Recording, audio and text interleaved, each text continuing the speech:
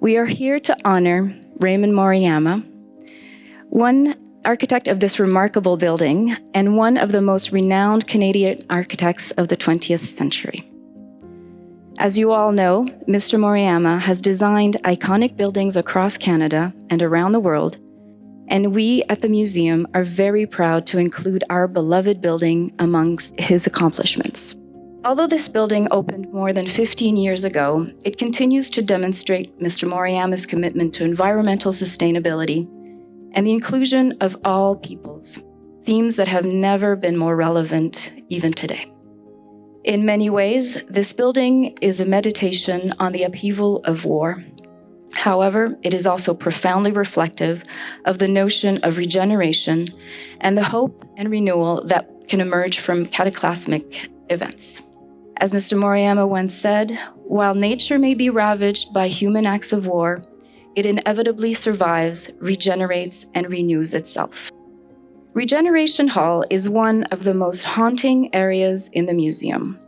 From its eerie Aeolian soundscape, to the Vimy Memorial sculptures, to the angles of its walls, and the view of the Peace Tower, just here on my left, everything in this gallery speaks to armed conflicts and its aftermath.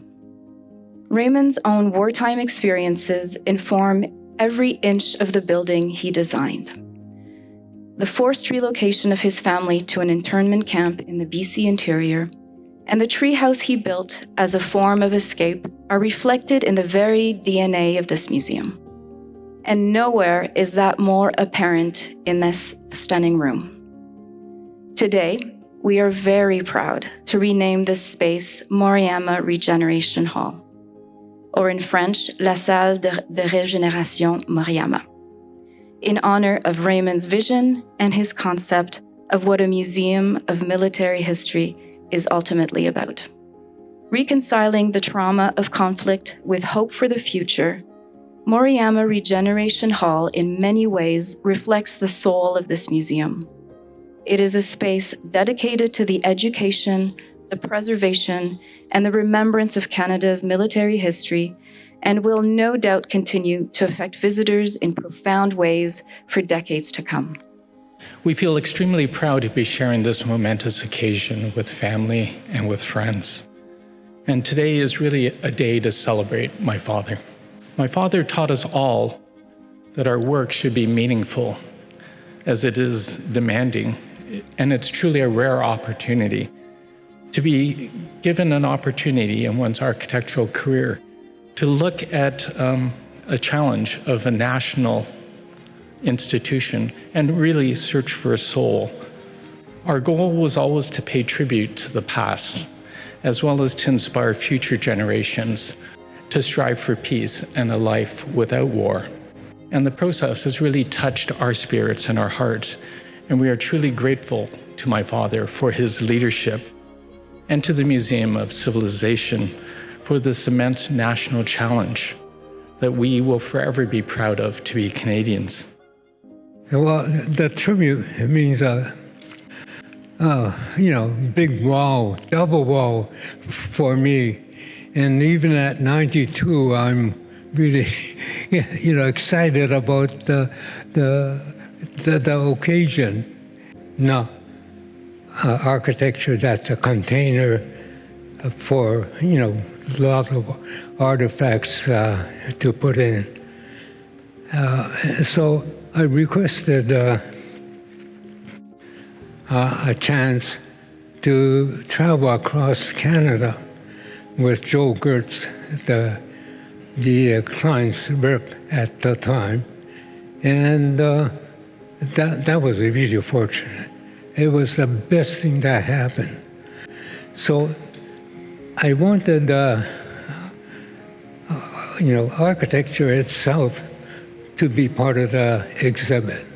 And then what I drew on the site was an image of the sound. I didn't draw a physical thing, but a sound I remember from 60 years past when I was 13 years old in an internment camp. In my first foray into architecture, and that was treehouse, which I found really beautiful when it was finished. But what that sound was, the sound of a breeze that was coming through the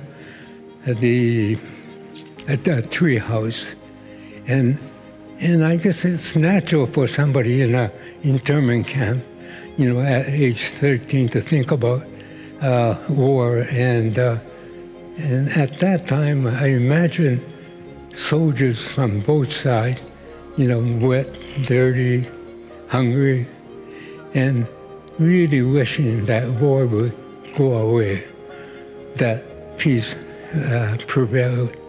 There were mistakes made, but in general, I'm really happy with it. And I think Canada has a unique war museum.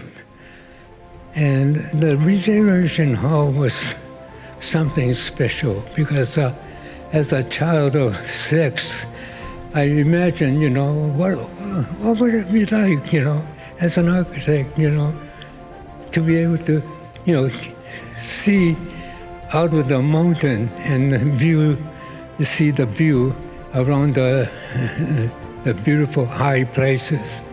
So the Regeneration Hall emerged from the idea of Canada as a profile from the Atlantic to the Pacific.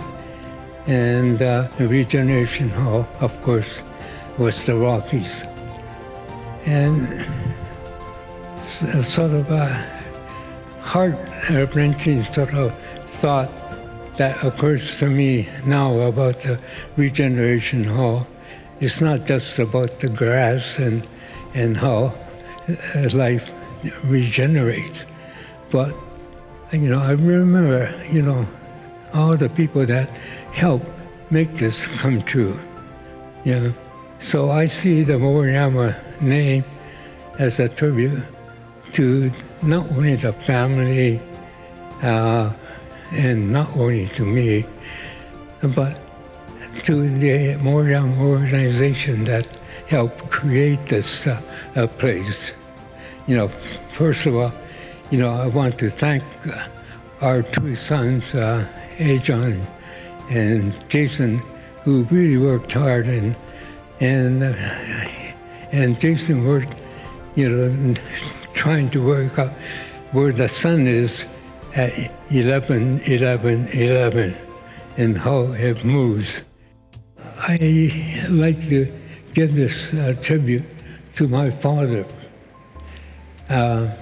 Father, whose name was starred with mud and feathers, because he was my hero. He objected in a very quiet way of Canada going to war, across the ocean to fight for democracy and individual right. And at home, it was a complete disaster for 22,000 Japanese Canadians. And he was arrested and imprisoned in a prisoner of war camp in his own country. Now, 80 years later, his name is honored. And so I think of that a lot about this tribute. And how history changes, it evolves, and maybe regenerates, and hopefully for the better.